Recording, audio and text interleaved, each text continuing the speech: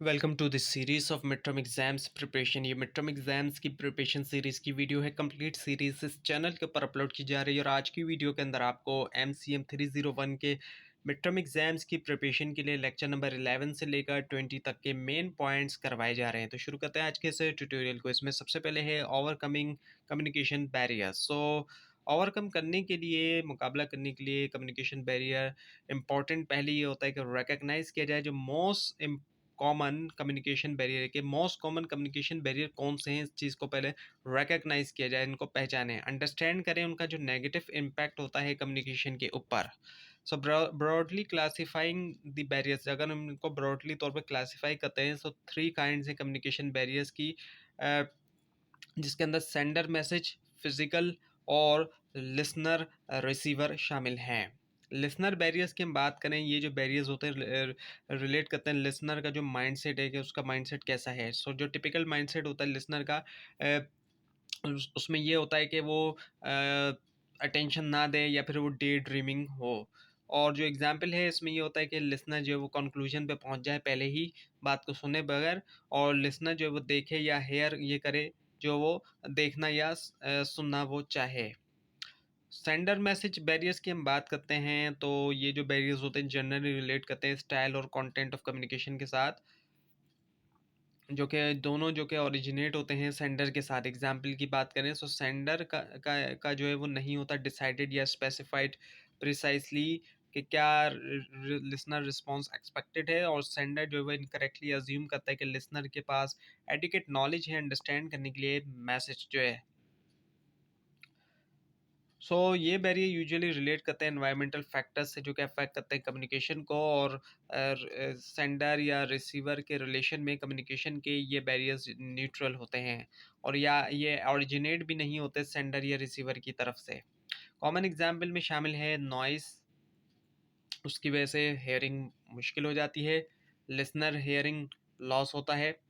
Barriers जो कि stop करते हैं आपको कम्युनिकेट करने के लिए लोगों के साथ जो आपके पास होते हैं, उसमें क्या होता है कि डर होता है एक्सपोज करने का, आपकी फीलिंग जो है वो उनका ज़ाहिर हो जाना, या आपकी जो वीकनेस है उनका ज़ाहिर हो जाना।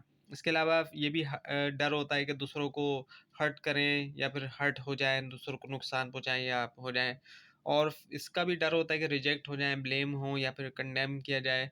और इसके अलावा इस चीज़ का भी डर होता है कि पॉजिटिव रिस्पॉन्स ना मिले। स्पीच की बात करें की रूल जो होता है एक अच्छी स्पीच के लिए वो होता है, ज़हन में रखें कि ऑडियंस जो है वो इस बात को केयर करती है ज़्यादा कि चीज़ें जो कि डायरेक्टली अफेक्ट करती हैं उनके, और एक इफेक्टिव स्पीकर अंडरस्टैंड करता है नेचर जो ऑडियंस की और अडेप्ट करता है स्पीचेस जो ऑडियंस को। यूज़ करना word audience as an acronym. आप हासिल कर सकते हैं सर्वे जो कि किया गया ऑडियंस एनालिसिस के लिए। सो अब ए जो है इसको हम अगर लें ऑडियंस का, इसमें ए में ऑडियंस ही हम कहेंगे इसको। हु आर मेंबर्स, मेंबर्स कौन है और कितने होंगे इवेंट के ऊपर, साइज ऑफ मीटिंग क्या है, फॉर्मल है या इनफॉर्मल मीटिंग है, यू के अंदर अंडरस्टैंडिंग जो आ जाती है। What is their knowledge about the topic, यानी कि जो ऑडियंस है टॉपिक के बारे में उनकी क्या नॉलेज है। सो कितना ऑडियंस जो है वो जानती है टॉपिक के बारे में भी। डेमोग्राफिक फैक्टर्स की बात करें जो कि पॉपुलेशन की करेक्टरिस्टिक्स के हवाले से होती हैं, उसमें ऑडियंस की एज है, उनका एजुकेशन लेवल आ जाता है, किस लेवल की एजुकेशन है, ऑक्यूपेशन क्या है, जेंडर मेल या फीमेल रेशियो कितना है, मैरिटल स्टेटस क्या है, रिलीजन उनका कौन सा है। इसके अलावा रेशियल, कल्चरल या एथनिक बैकग्राउंड, उनका ताल्लुक किस नस्ल से है या किस कौम से है, और जो ग्रुप मेंबरशिप है ये भी इसमें आ जाता है। इसके अलावा हॉबीज़ उनकी क्या है, उनके इंटरेस्ट, और फॉर्मल सेटिंग है या इनफॉर्मल है, और जो सीटिंग या विजिबिलिटी है जिस तरह की से सीट लगाई गई हैं, टेम्परेचर कितना है, और डिस्ट्रैक्शन जो है वो कितनी है। To select a good topic follow the guidelines below. Select करने के लिए अच्छा टॉपिक कुछ गाइडलाइन है। एक टॉपिक अपीलिंग होना चाहिए, टॉपिक जो है वो इंटरेस्टिंग हो और इंटीग्रिंग हो, यानी कि ऑडियंस को ये बताए एनफ जो है आपकी स्पीच के बारे में टॉपिक जो है। और topic should not tell too much about a speech, अब बहुत ज़्यादा ना बताए, वो सिंपली जो है वो सब्जेक्ट मैटर बताए। सिंपली जो है वो सब्जेक्ट मैटर बताना जो है वो अच्छा आइडिया नहीं होता टॉपिक के लिए। एक टॉपिक जो है इंटीग्रल पार्ट हो स्पीच का, और ऑल्दो के ये कोई एक एब्सोल्यूट रिक्वायरमेंट नहीं है, और टॉपिक जो है वो इंटीग्रल पार्ट होना चाहिए स्पीच का, ये जो है एक नहीं है absolute requirement. So topic should not be too vague, बहुत ज़्यादा जो वेग ना हो, यानी कि उसमें एम्बिगिटी ना पाई जाती हो।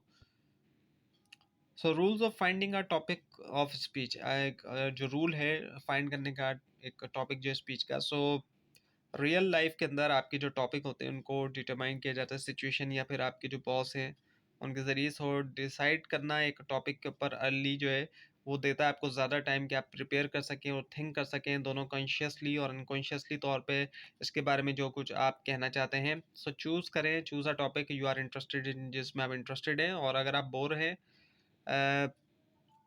या फिर इंटरेस्टेड नहीं है टॉपिक के अंदर, टॉपिक के साथ या टॉपिक के अंदर इंटरेस्टेड नहीं है, सो आपकी ऑडियंस जो है वो और ज़्यादा बोर होगी। ना सिर्फ इस वजह से कि टॉपिक, बल्कि आप जिस तरीके से प्रेजेंट करेंगे इस वजह से भी, टॉपिक की ऐसे नहीं बल्कि आपका तरीका। सेलेक्ट करें टॉपिक जो आप जानते हैं, इजीली आप रिसर्च कर सकते हैं।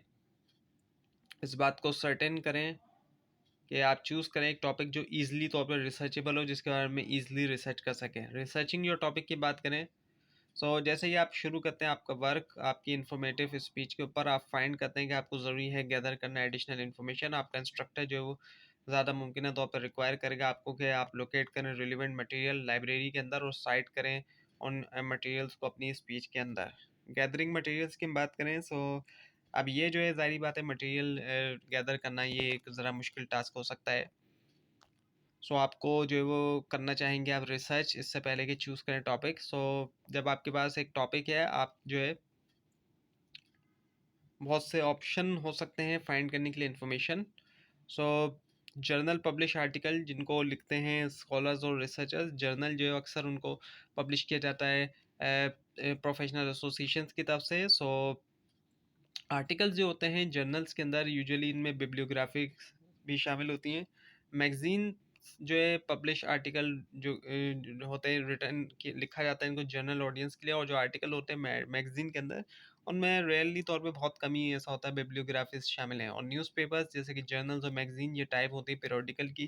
पीरियोडिकल इंडेक्स अलाउ करता है आपको कि आप फाइंड करें आर्टिकल जो है न्यूज़पेपर से, और एक सर्च जो है पीरियोडिकल इंडेक्स की वो नतीजा होती है साइटेशन में। साइटेशन जो है वो आइडेंटिफाई करती है एक्चुअल आर्टिकल्स को। न्यूज़पेपर एंड मैगजीन आर्टिकल की हम बात करें, जर्नल और मैगजीन यूजुअली जो है वो प्रोवाइड करती है मोस्ट करंट इन्फॉर्मेशन एक टॉपिक के ऊपर, और जर्नल आर्टिकल जो है ज़्यादा स्कॉलरली या फिर प्रोफेशनल होते हैं, जबकि मैगजीन आर्टिकल जो है वो शॉर्टर और जनरल होते हैं। बुक्स की हम बात करें, बुक्स जो है वो प्रोवाइड कर सकती है ब्रॉड ओवरव्यू जो एक टॉपिक का या फिर जो इन डेप्थ इन्फॉर्मेशन है। साइटेशन की बात करें, ये एक रेफरेंस होता है जो सोर्स यूज़ की गई एक आर्टिकल या ऐसे या बुक वगैरह के अंदर। पीरियोडिकल इंडेक्सेस की बात करें जो कि रिसर्च डेटाबेसेस भी कहलाए जाते हैं, अलाउ करते हैं आपको फाइंड करना आर्टिकल्स जो है जर्नल से और मैगजीन से। एक सर्च जो होती है पीरियोडिकल इंडेक्स की वो नतीजा होती है साइटेशंस में। इलेक्ट्रॉनिक पीरियोडिकल इंडेक्सेस की बात करें, ये अवेलेबल होते हैं वाया वर्ल्ड वाइड वेब जो कि www होता है, और इसके अलावा CD रोम और जो ऑनलाइन सिस्टम्स हैं। रेफरेंस लाइब्रेरियंस की बात करें, वर्चुअली हर लाइब्रेरी का एक लाइब्रेरियन जो कि डेजिग्नेट किया जाता है एज अ रेफरेंस लाइब्रेरियन के तौर पे। उसके अलावा कीप ऑर्गेनाइज नोट, अपने नोट्स को जो है वो रखें एक आउटलाइन फॉर्म के अंदर या फिर किसी भी फॉर्म में जो कि आपके लिए इजी होगा फाइंड करना बाद में। प्लान करें अपने टाइम को रिसर्च के लिए, और ज़्यादातर टॉपिक के लिए आप जो है वो जा सकते हैं और रिसर्च करें राइट अप जब तक आपको जो है वो स्पीच देना हो। ऑर्गेनाइज रहें, बिल्ड करें नोट फाइल्स को अपनी, और एक बहुत इंपॉर्टेंट टेक्निक है ऑर्गेनाइज रहने की। इस तरह से आप जो फाइंड कर सकते हैं इन्फॉर्मेशन क्विकली जब आप लिख रहे हैं। ऑर्गेनाइज करें और बिल्ड करें अपनी नोट फाइल्स को जैसे ही आप जाते हैं। थीसिस स्टेटमेंट की हम बात करें, एक थीसिस स्टेटमेंट क्या है? ये एक डिक्लेरेटिव स्टेटमेंट होता है सेंटेंस फॉर्म में, ये कंप्लीट थॉट भी होती है, ये कोई क्वेश्चन नहीं होता। एक सिंपल स्टेटमेंट सेंटेंस होता है जो कि एक स्टेटमेंट देता है, एक और बताता है एटीट्यूड ओपिनियन कंडीशन पोजीशन या फीलिंग जो है सब्जेक्ट के बारे में। फॉर एग्जांपल टॉपिक जो है वो फास्ट फूड्स है। फास्ट फूड्स जो है अगर टॉपिक है तो इसकी थीसिस ये होगी, थीसिस स्टेटमेंट ये होगा कि fast foods are a serious problem for heart patient. ये जो है वो थीसिस स्टेटमेंट हो गया। पर्पस क्या है थीसिस स्टेटमेंट का? सो थीसिस स्टेटमेंट जो है वो फोकस ऑफ स्पीच होता है लेक्चर का या कन्वर्सेशन या डिस्कशन का, और ये मेन आइडिया या पर्पस होता है इंटायर मैसेज का। इसको एक्सप्रेस किया जाता है सिंगल सेंटेंस के अंदर, सिंगल सेंटेंस में बताया जाता है। अब एक और एग्जांपल है इन्फ्लेशन की, यानी कि महंगाई जिसको हम कहते हैं। थीसिस स्टेटमेंट ये होगा, inflation has seriously affected the housing market, यानी कि महंगाई ने जो वो सीरियसली तौर पर अफेक्ट किया है हाउसिंग मार्केट को। ये इसका थीसिस स्टेटमेंट हो गया इन्फ्लेशन का। Inflation has seriously affected the housing market, ये इन्फ्लेशन का थीसिस स्टेटमेंट हो गया। अप्रोप्रिएटनेस ऑफ थीसिस की हम बात करें कि किस हद तक सही होना। सो थीसिस स्टेटमेंट को ना सिर्फ ये कि डिक्लेरेटिव होना चाहिए, इसको सही भी होना चाहिए ऑडियंस के हिसाब से भी। सो फॉर्मुलेट करें एक थीसिस जिसमें आप इंटरेस्टेड हैं और वेल इन्फॉर्म है उसके बारे में भी, और एक ऐसा भी जो कि इंटरेस्ट होगा और इन्फॉर्म करेगा ऑडियंस को भी।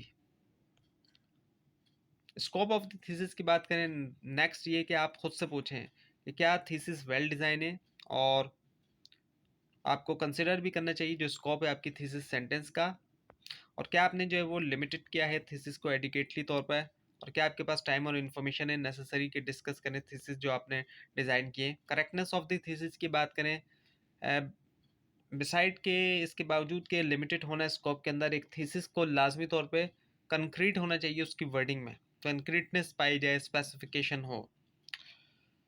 फॉर एग्जांपल जैसे कि थीसिस जो है वो ये कि preventive dentistry is good, is not well design, well design नहीं है। अब ये जो थीसिस है इसको ज़रूरी है ज़्यादा कॉन्क्रीट होने की। गुड जो है वो वैग टर्म है, इसके लिए ज़रूरी है डेफिनेशन, इनके गुड से क्या मुराद है, कितना गुड हम कहना चाह रहे हैं। सो मोर इफेक्टिव थीसिस ये होगी कि preventive dentistry is effective means of controlling tooth decay. अब ये जो है बता रहा है स्टेटमेंट कि क्यों जो है प्रिवेंटिव डेंटिस्ट्री जो है वो इम्पोर्टेंट है, क्यों है, अब यहाँ पे ये भी बता दिया गया, इस वजह से ये ज़्यादा स्पेसिफिक हो गया। सो डेवलपमेंट ऑफ द थीसिस की हम बात करें, इसके बाद कि आप फॉर्मुलेट कर चुके हैं आपके थीसिस स्टेटमेंट, नेक्स्ट स्टेप होता है डेवलप किया जाए इसको बताते हुए जो मेन पॉइंट्स हैं आपके। सो मेन पॉइंट जो है वो हमेशा होना चाहिए क्लियर हो, लॉजिकल हो, इक्वल हो, वैल्यू के अंदर बराबर हो, डिस्टिंक्ट हो, मुख्तलिफ हो, सेंट्रल हो इश्यूज़ के साथ। क्लैरिटी की हम बात करें तो इम्पॉर्टेंट होता है कि अपने रीज़न को क्लियर करें ऑडियंस के लिए। लॉजिकल की बात करें कि आपके रीजंस लॉजिकल हैं, equal in value. Main point जो है वो इक्वल इंपॉर्टेंस के होने चाहिए। डिस्टिंक्ट की बात करें तो उसका ये कि आपके मेन पॉइंट जो वो डिस्टिंक्ट है एक दूसरे से। और सेंट्रल टू द इशू की बात करें तो क्या मेन पॉइंट जो है वो आंसर देते हैं जो सेंट्रल क्वेश्चन होता है ऑडियंस के लिए। उसके बाद ये कि your introduction should have four purposes, आपके इंट्रोडक्शन के फोर पर्पसेस होने चाहिए। Getting the audience attention. So ये ऑब्वियस है कि आपको लाजमी तौर पे जो है वो हासिल करनी है ऑडियंस अटेंशन, इससे पहले कि आप जो है इन्फॉर्म कर सकें उनको या फिर परसुएट कर सकें उनको सब्जेक्ट मैटर के बारे में। इंट्रोड्यूसिंग योर थीसिस की हम बात करें तो जो सेकंड पर्पस है इंट्रोडक्शन का वो होता है इंडिकेट करना ऑडियंस को कि सब्जेक्ट जो है वो क्या है स्पीच का। अडॉप्टिंग टू दी ऑडियंस की बात करें सो आपकी जो अटेंशन गेटिंग डिवाइस जो है वो क्लियर हो, मेमोरेबल हो, और आपकी थीसिस जो है वो क्लियरली डिज़ाइन हो, अप्रोप्राइटली लिमिटेड और डिक्लेरेटिव सेंटेंस हो। Establishing rapport with the audience की बात करें सो इंट्रोडक्शन के अंदर ऑडियंस के पास अपॉर्चुनिटी होती है कि देखें और सुने आपको for the first time. The body की हम बात करें इससे पहले कि आप सिलेक्ट करें कि specific organisational body, sorry pattern body के लिए आपकी स्पीच की आप जो है वो शुरू कर सकते हैं ऑर्गेनाइज करते हुए आपकी स्पीच को आउटलाइन करते हुए जो इन्फॉर्मेशन है। क्रोनोलॉजिकल ऑर्डर की बात करें ये मेथड है अरेंज करने का आपके सब्जेक्ट के मेन पॉइंट जो है टाइम सीक्वेंस में। टॉपिकल ऑर्डर की बात करें ये जो मेथड है अरेंज करने का इन्फॉर्मेशन उसको डिवाइड करते हुए पार्ट्स के अंदर। लॉजिकल ऑर्डर की बात करें तो कई सारी टाइप्स है लॉजिकल ऑर्डर की, तो इसके अंदर प्रॉब्लम या सॉल्यूशन है, कॉज और इफेक्ट है, डिडक्टिव और इंडक्टिव है।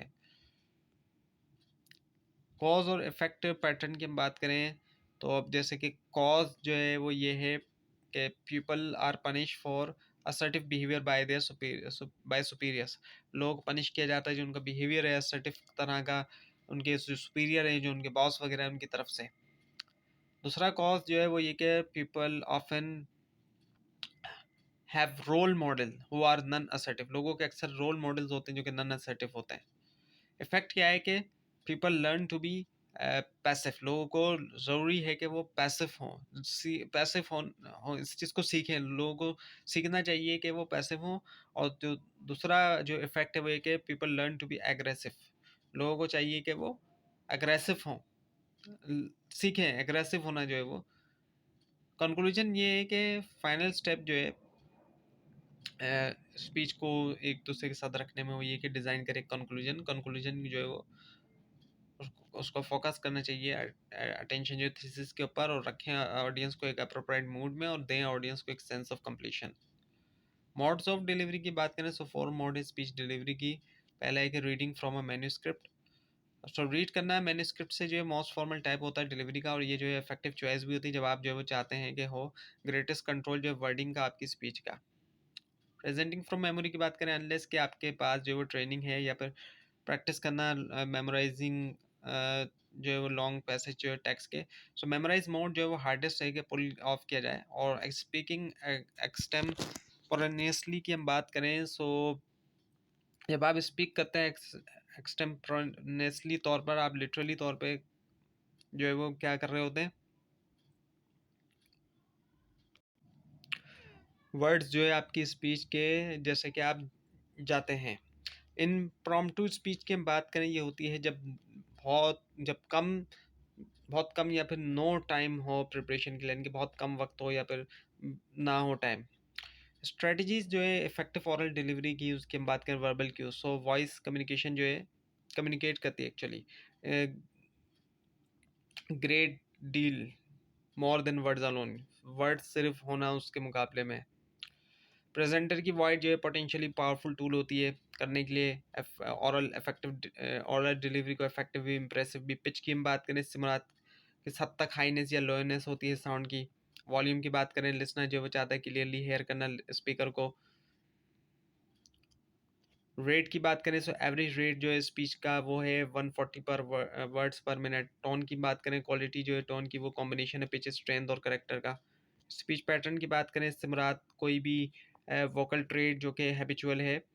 इन्फ्लेक्शन की बात करें, प्रॉपर इन्फ्लेक्शन जो है वो क्या है, प्रैक्टिस है अल्टर करने की टोन या फिर जो पिच होती है वॉइस की के क्लियरली तौर पे एक्सप्रेस किया जाए, मैग्नीफाई किया जाए मीनिंग को। आर्टिकुलेशन की बात करें, जो स्किल होता है स्पीकिंग का डिस्टिंक्ट लेवल्स के अंदर। और इसके अलावा फिलर्स की हम बात करें, सो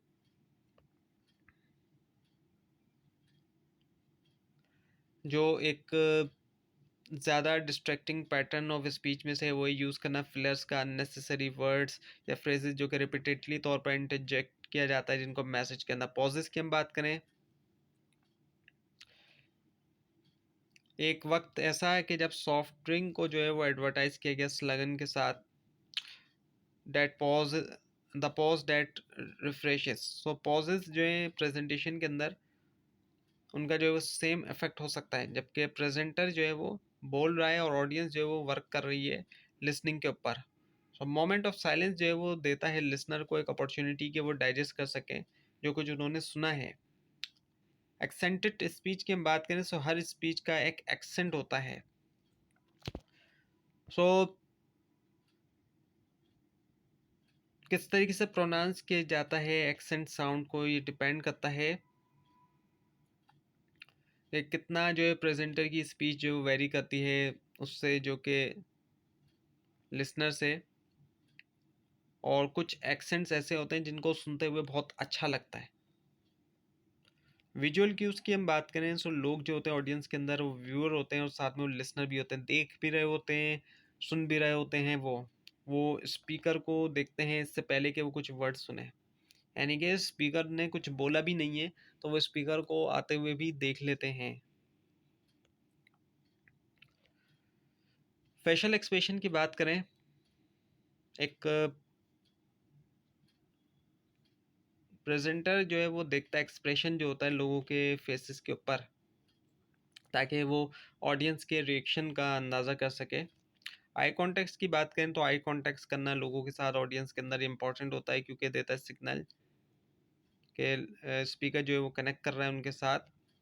जेस्चर्स की बात करें तो नेचुरल स्पॉन्टेनियस जेस्चर जो है वो एक एसेट होता है प्रेजेंटेशन के लिए। जो कि प्रोवाइड की गई, और ये जो है कंसिस्टेंट होते हैं मीनिंग के साथ, जो कि एक स्पीकर का इंटेंट होता है, इरादा होता है कि वो कन्वे करे। मोमेंट मूवमेंट की अगर हम बात करते हैं, सो जो इन्फ्लुएंस है टेलीविज़न का, उसने कस्टम किया है लोगों को कि वो देखें विजुअल इमेजेस जो है एक्शन के अंदर, और एक प्रेजेंटर जो है वो विजुअल इमेज है। हेड मूवमेंट की हम बात करते हैं, सो एक स्पीकर का जो हेड है वो मूव होना चाहिए, लेकिन क्वेश्चन ये भी आता है कि किस कैसे, इस तरीके से कि जो रीइंफोर्स करे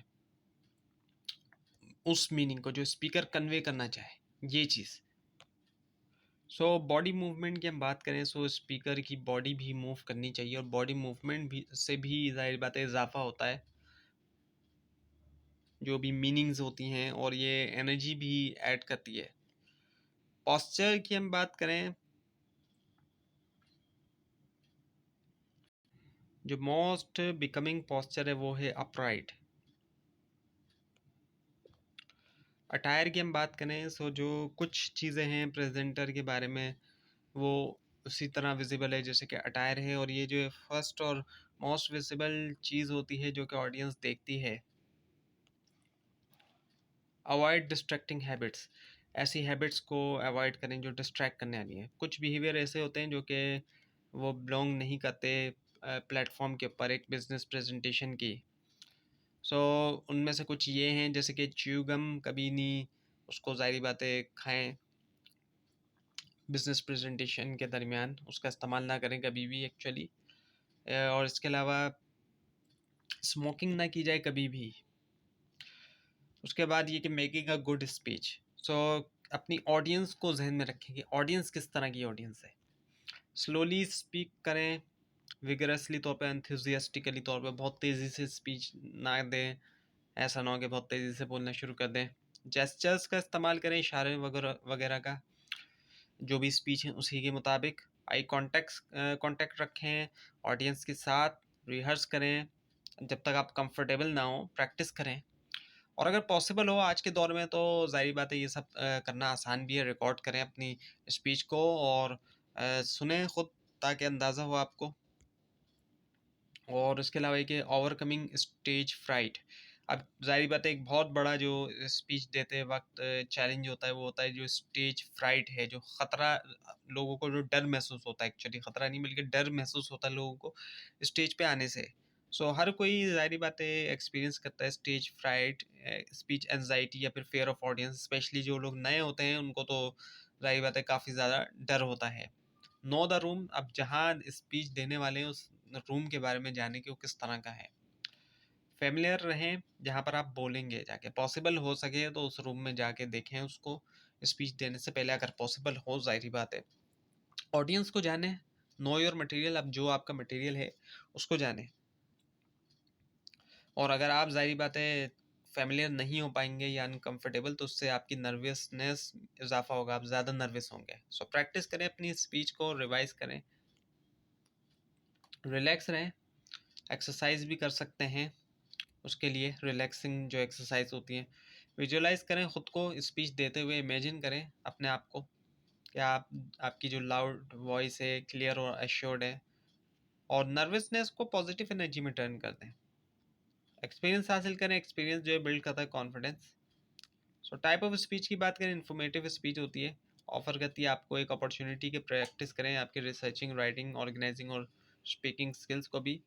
so type of informative speech में ऑब्जेक्ट्स आते हैं, प्रोसेस आते हैं, इवेंट्स आते हैं, कॉन्सेप्ट्स भी आ जाते हैं।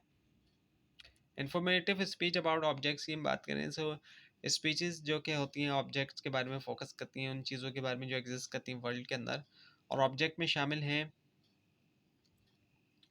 दूसरी चीज़ें, लोग, प्लेसेस, एनिमल्स या प्रोडक्ट्स। तो इंफॉर्मेटिव स्पीच जो होती है प्रोसेसेस के बारे में, स्पीच जो है प्रोसेस के बारे में फोकस करती है, patterns of action. Informative speech about event की हम बात करें, सो ये फोकस करती चीज़ों के ऊपर जो कि हो चुकी हैं या हो रही हैं या होंगी। और इंफॉर्मेटिव स्पीच अबाउट कॉन्सेप्ट की हम बात करें, सो स्पीचेस जो है कॉन्सेप्ट के बारे में फोकस करती हैं, बिलीव्स, आइडियाज़ या थ्योरी। पर्सुएसिव स्पीच की बात करें, एक स्पीच जिसको डिज़ाइन किया गया चेंज करने के लिए या री इन्फोर्स करने के लिए ऑडियंस के बिलीव्स या एक्शन को।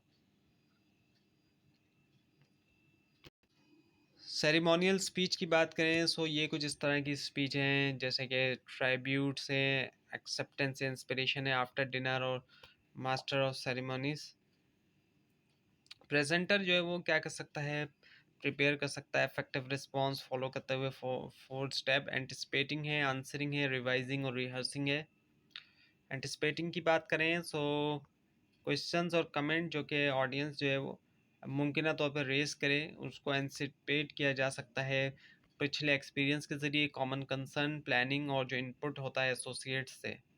आंसरिंग की बात करें सो विदाउट आंसर के बगैर एंटिसिपेटेड जो क्वेश्चन है और ऑब्जेक्ट के एंटिसिपेटिंग ऑडियंस फीडबैक जो है वो फुली प्रिपेयर नहीं करता एक प्रेजेंटर को कि वो रिस्पॉन्ड करे स्किलफुली, और एक प्रेजेंटर को लाजमी तौर पे डिटरमाइन करना होता है कि कैसे हर क्वेश्चन या कमेंट जो है उसको आंसर किया जाएगा।